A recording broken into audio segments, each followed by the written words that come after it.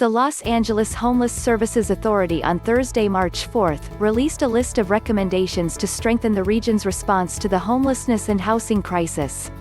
Governance reforms could clear hurdles to house thousands of people faster, said Sarah Dusseault, chair of the Ad Hoc Committee on Governance, which issued the report.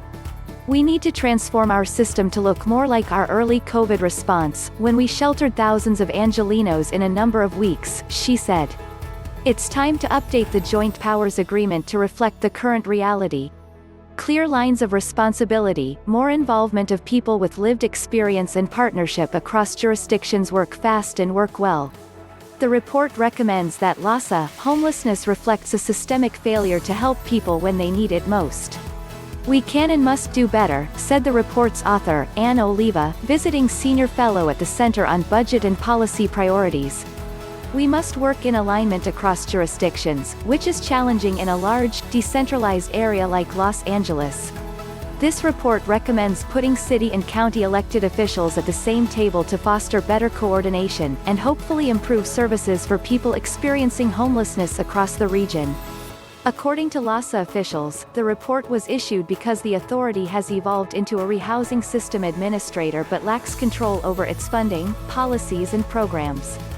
Instead, it receives direction from several oversight bodies, and its current governance structures relies on the City and County of Los Angeles, with input from the LAHSA Commission, LA Continuum of Care Council, Lived Experience Advisory Board and other groups. The report was also warranted because while funding has increased, it is tied to requirements and mandates that create complex challenges for LAHSA and its nonprofit partners, according to LAHSA officials, who said its ability to execute contracts, payments and procurements has been slowed down by each funding source's set of rules. Ending homelessness involves answering three hard questions, said Heidi Marston, executive director of LAHSA. Why are people losing housing? How do we support them in getting back into permanent housing? And how do we build enough housing to meet the need? LAHSA's ongoing transformation lets us address the rehousing question faster and more effectively every day, she said.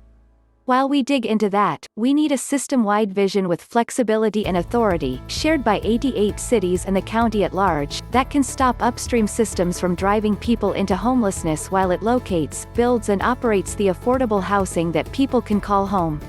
During the Commission's February 12 meeting, members spoke about the challenges and potential solutions facing LAHSA. For example, they said that